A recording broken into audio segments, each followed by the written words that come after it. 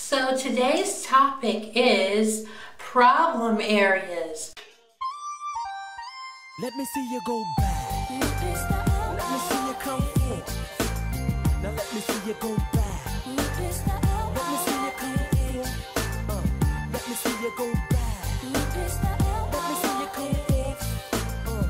Let me see you go back. Specifically, the crown. I have a list here, so don't mind if I look to the side. We're going to talk about the crown. Is your crown much shorter than the rest of your hair? Is it dry and brittle? Do you get breakage in that area? Well, today we're going to talk about what exactly causes that and how to fix it and how to get your hair healthy again. I have a list here of 10 things that would cause your crown to be damaged. Number 1 is neglect. And we tend to focus a lot on the front of our hair and the side of our hair when styling it or when applying products to it, and we tend to kind of overlook the crown area. So that's what I mean by neglect. And that goes into number 2, which is improper moisturizing. I know for me, I tend to focus on my ends, especially when applying oils and moisturizers. But the truth is, our hair is not all one length. It's in many different stages. And so our hair in this area as well, it needs to be moisturized. So I've gotten in the habit of applying moisturizers to my roots and the length of my hair. And I apply oils too.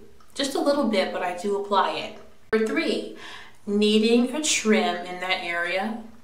Some people just cut the bottom and the sides, but this part needs to be trimmed too. And then tight buns and ponytails.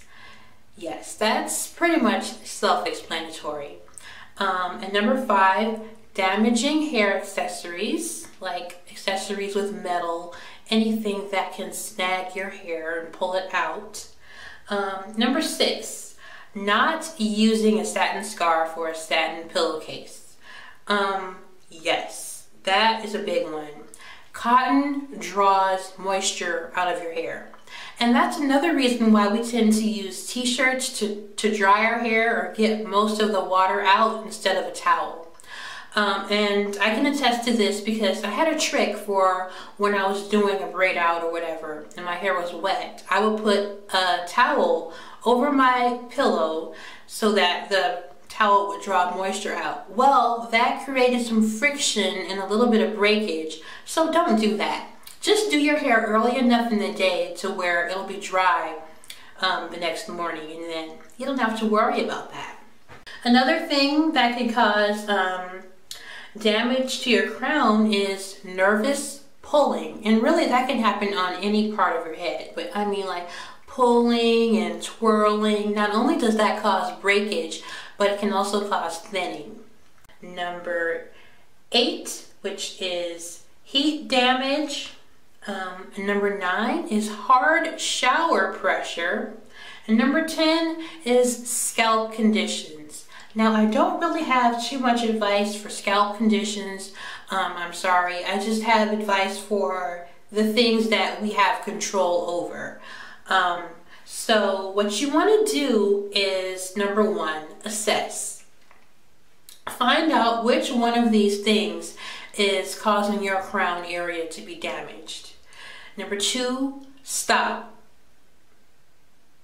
Seriously, stop. No matter if it's a hairstyle or whatever, just stop doing whatever is causing your hair to break off.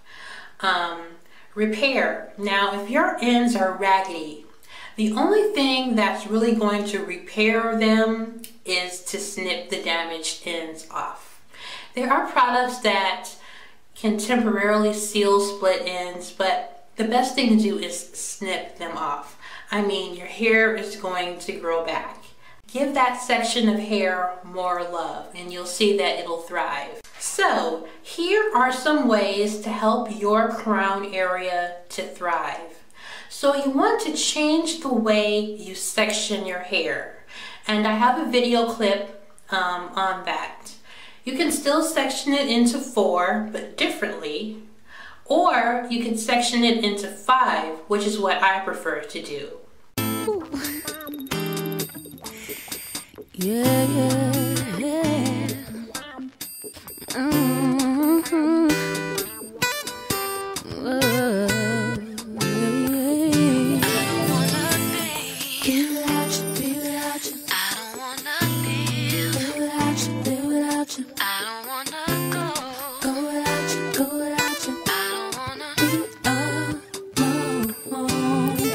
When we hooked up, we sat down, made an agreement. We vowed that we'd always be together through whatever. We said that no one would ever get between us. This love will never, ever leave us. That was a while ago.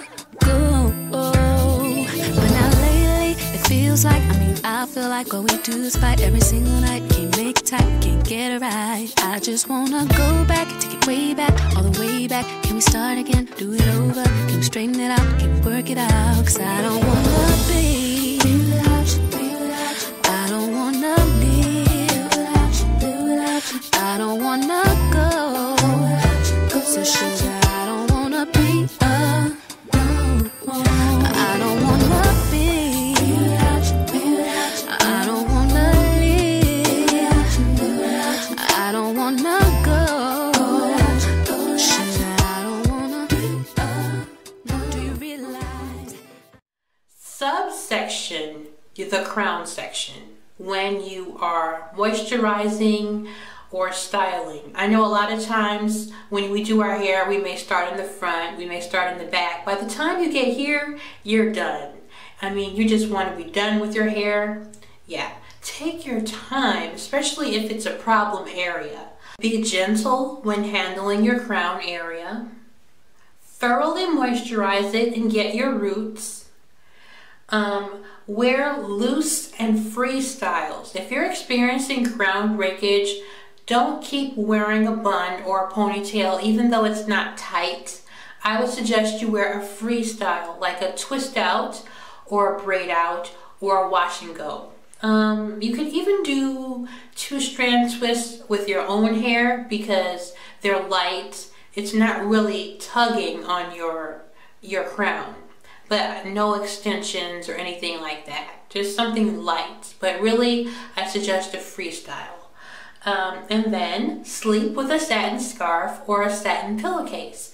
Those are the things that are going to help you to get your crown area healthier, and as you do it over time, you're going to see that area improve. Other potential problem areas are your front edges and your nape. Now I have a little checklist here of things that can help you to avoid having damage in those areas. Number 1, avoid tight braids. If you have extensions and they are hanging by a thread, either redo it or remove the extensions completely because it's only going to get worse. Avoid braids that are too small. Stop nervous pulling and twirling. See, that's where people tend to do the twirling, is on your nape and on your edges. Don't do that. Make sure that you get your deep conditioner on your edges and your nape. It's very important that these areas get conditioned as well. Rinse thoroughly the shampoo and conditioner that you use because residue can create itchiness and problems, and you don't want that. Moisturize thoroughly. Here's another problem area. It's kind of different, and that is looser curls in the front of your hair in its natural state. I had that. And looser curls in the front can be due to, number 1, heat damage, number 2, scab hair, number 3, permanent color, and number 4, constantly pulling your hair back. Now I know you're looking like, what in the world is scab hair? Well, scab hair, some people think it's a myth. I don't. It's basically saying that the hair that comes out of your scalp if you've been having your hair relaxed for a long time, is not really truly in its natural state, that it's still being affected by the chemicals. And as it grows out, it may not be its true texture. It may come out straighter, it may come out brittle and dry, and my hair came out a lot straighter in the front. If you look at my videos prior to my second big chop, if you ever see me in a scene where my hair is wet, you'll notice that the front just flopped forward. There was no shrinkage at all, and the rest of my hair was tightly coiled. Well, I've been natural almost 10 years now, so enough time has passed for all of that yucky relaxer to be out of my system, right? So when I did my second big chop, all of my hair came in one uniform texture. And also, if you have looser curls in the front, there is a chance that that's just how your hair is, but you'll never know. And another thing that I did when I was newly natural, when I had scab hair, is I would constantly pull my hair back, put a ton of gel, brush it back with a boar brush. That's not good. And I stopped brushing my hair back. I try to wear my hair loose now. And I had scab hair. That's my reason. Side points. Regular use of heat tools break the disulfide bonds of your hair. The disulfide bonds are these protein bonds that give your hair its shape. They make it curly. Water temporarily breaks these bonds because, you know, when your hair is wet, it hangs more. Heat is supposed to be a temporary change, but overuse of heat can possibly make your hair straighter and straighter. And I've had heat damage before.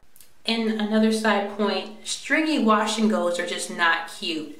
I'm so happy that I did my second big chop, even though I had to endure having super short hair for a while, because all of my hair came in one uniform texture, and I finally got to do a wash and go, because that was something that I wanted to try. But because my hair flopped over in the front, I was like, I can't do that. That is so ugly. Here's another tip. Whether your problem area is your crown, your front edges, or your nape, try applying product to that area first. Say you're about to deep condition and you've got your hair sectioned, and this is your problem area. Apply your deep conditioner thoroughly in small sections to this area first. And while you're working on the rest of your hair, this section really has time to marinate and absorb the nutrients in the conditioner. So basically, if you have a damaged, shorter crown that is experiencing breakage, I suggest that you change the way you section your hair when you are washing, conditioning, and styling. You can section it into 4 or 5 sections, not 4 quadrants, and as you've seen in that clip, there's a different way of doing it. Section your hair differently, subsection your crown, and take your time. Moisturize thoroughly, wear loose styles that don't put any stress on your crown, and sleep with a satin pillowcase or a satin scarf. If you think that's doing too much, it's just hair, right? Well, think about weeks, months, years down the road where your little problem area goes unchecked and it gets so bad that it's hard to camouflage. What are you gonna do now? Well, you're probably gonna think about, I should have addressed this, you know, back when or whatever, and now it's almost too late. Now, sure, you could throw a wig on your head and keep going, but you know deep down there's nothing like having a head full of your own natural hair. Thank you for watching Length Retention Made Simple. I hope this was helpful to you, and I'll see you in the next video. Bye!